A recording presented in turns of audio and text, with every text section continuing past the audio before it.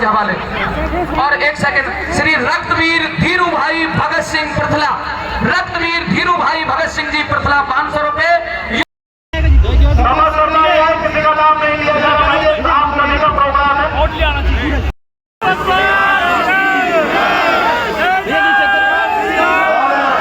मेरे गांव प्यार देती रही है, आज भी दे रही है और हमेशा देगी। इस क्षेत्र के लिए जिस तरह से माननीय मंत्री जी हमेशा देता। अब मेरा दीपक डॉक्टर साहब कहाँ छुप रहे हो? माननीय मंत्री जी को पगड़ी पहनाकर ये समस्त क्षेत्र की जनता की तरफ से सम्मान, बहुत बहुत वंदन, बहुत बहुत अभिनंदन। सभी का प्यार, सभी का दुलार माननीय मंत्री जी को हर दिल अजीज, आपके युवा साथी, आप सबके चाहने वाले, में एक नया जोश भरने वाले मेरे भाई देवेंद्र चौधरी जी आए और समस्त सरदारी उनका सम्मान करेंगे। आमंत्रित है देवेंद्र चौधरी और साथ में भाई विनोद चौधरी जी। और विनोद चौधरी भाई खुशी ज्यादा ही है, क्यों कोई भी ससुराल के नाम पर तो बूढ़ा आदमी भी कला मार देता है। विनोद जी हंस रहे।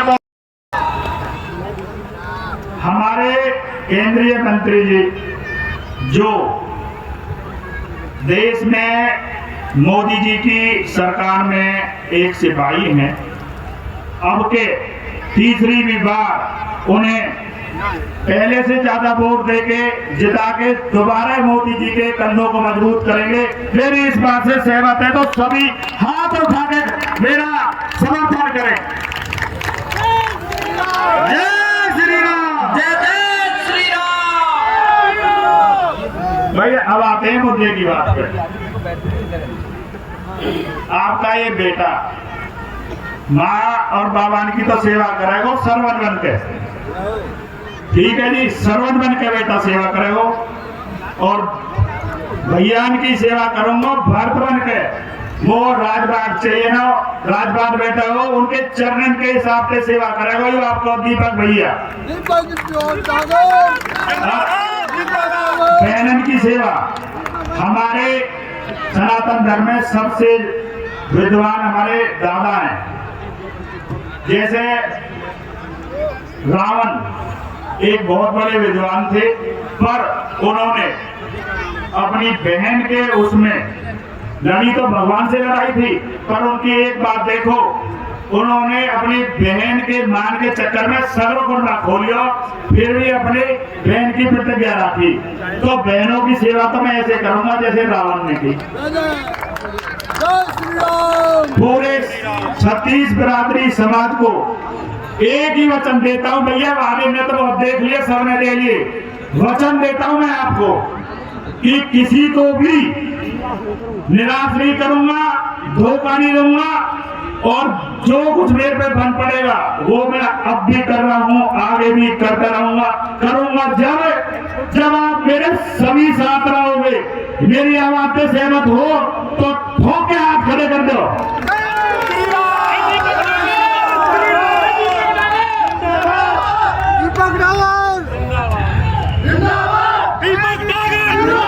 अरे भैया फिर बोल जाऊंगा, रुक जाता मैं भाषण देने आ रहे जैसे इनने सबक ग्रहण करियो। भाई जो मेरी सोच है, हर गांव में पार्क, हर गांव में बिजली पानी की सुविधा, साफ सफाई, शिक्षा, लाइट।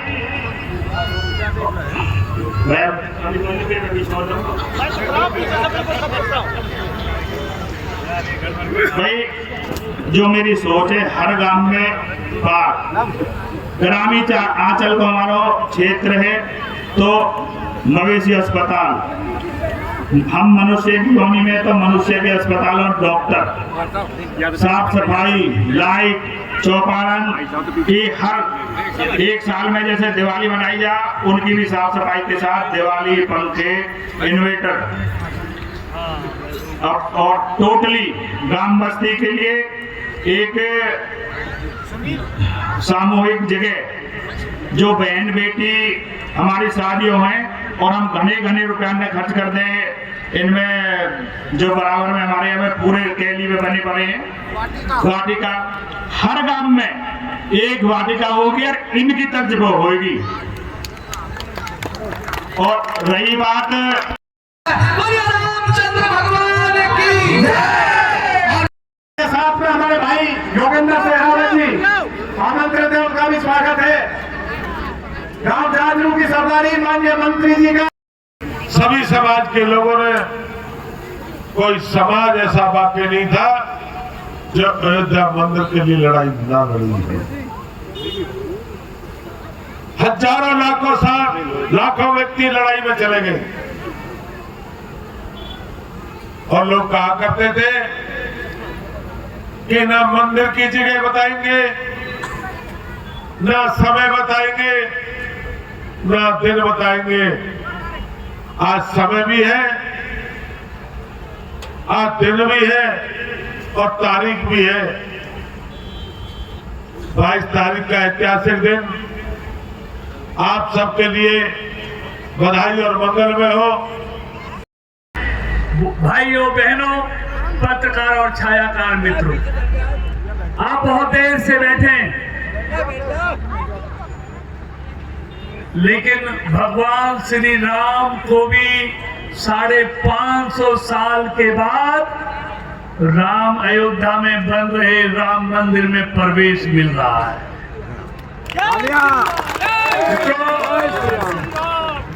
हम सब ना सिर्फ देश में, भर की दुनिया के कोने कोने में बैठे हुए राम भक्त कल के उस समय का बेसब्री से इंतजार कर रहे हैं जब हमारी आराधना के केंद्र, हमारी आस्था के प्रतीक भगवान रामलला गर्भगृह में प्रवेश करेंगे और प्राण प्रतिष्ठा कराई जाएगी। मित्रों, सतयुग में तो राम 14 साल का वनवास काटकर अयोध्या लौटे थे, लेकिन इस युग में 550 साल के बाद आज टेंट से भव्य राम मंदिर में कल उनकी प्राण प्रतिष्ठा होगी। इतना लंबा समय मैं उन कारणों में नहीं जाना चाहता, लेकिन हम सब सौभाग्यशाली हैं जो आज रामलला की प्राण प्रतिष्ठा होते हुए कल हम सब देखेंगे। विकास पुरुष चौधरी कृष्णपाल गुर्जर जी, उनके साथ हमारे प्रदेश सरकार में कैबिनेट मंत्री नगर जी को इसके लिए राम उत्सव मनाने के लिए प्राण प्रतिष्ठा से एक दिन पूर्व संध्या पर उन्होंने इतना भव्य आयोजन कि पूरे क्षेत्र को राममय कर दिया है। मैं उनको बहुत बहुत बधाई देता हूँ। आपने मंच के माध्यम से कहा कि विपक्षी बहुत कहते थे कि राम मंदिर को लेकर कह रहे हैं पर तारीख नहीं बताएंगे, क्या है कि किस तरीके से? देखिए, हम पर कटाक्ष क्या करते थे जब हम भगवान श्री राम के मंदिर का हम नारा लगाते थे, गलियों में जुलूस निकालते थे, रामलला हम आएंगे, मंदिर वहीं बनाएंगे, तो हमारे विरोधी हम पर कटाक्ष करते थे, तारीख नहीं बताएंगे। अब तो कल की तारीख तो आ गई है। विपक्ष के मंत्री कह रहे हैं मूर्ति जो पत्थर की मूर्ति है उसमें प्राण डालने का कैसे काम करें, किस तरह? देखिए, उनकी बुद्धि मलिन हो गई है, विनाश काले विपरीत बुद्धि, उनका विनाश का समय आ गया है। जो भगवान श्री राम के बारे में उल जलूल बातें कह रहे हैं, जब किसी का नाश निश्चित होता है तब उनके मुंह से ऐसा ही निकलता है। एक आखिरी सवाल है, जनता को क्या मैसेज? मैंने सब लोगों से मैं ये कहना चाहता हूँ कि सैकड़ों वर्षों के बाद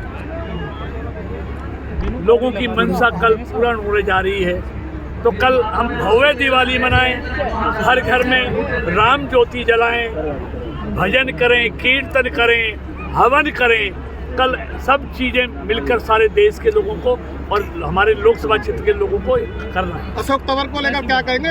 आम आदमी पार्टी छोड़ बीजेपी में आ चुके हैं। भारतीय जनता पार्टी के दरवाजे सब किसी के लिए खुले, जिनकी आस्था भारतीय जनता पार्टी की नीति और सिद्धांतों में, वो कोई भारतीय जनता पार्टी में आ सकता है। वनवास खत्म किया है, उसके उपलक्ष्य में प्रतिष्ठा के उपलक्ष्य में उत्सव महासमारोह मनाया गया है, जो सर्व समाज ने इतनी धूमधाम से मनाया है। मैं सभी को उनका आभार व्यक्त करता हूँ, धन्यवाद करता हूँ। क्या लगता है कई हजार की संख्या में लोग पहुंचे, पंडाल छोटा पड़ गया आपका? आपने पहले सवाल किया था ये कुर्सी भर जाएंगी, मैं भी भरना जाएंगी, थोड़ी पड़ जाएंगी, तो आपने देख लिया।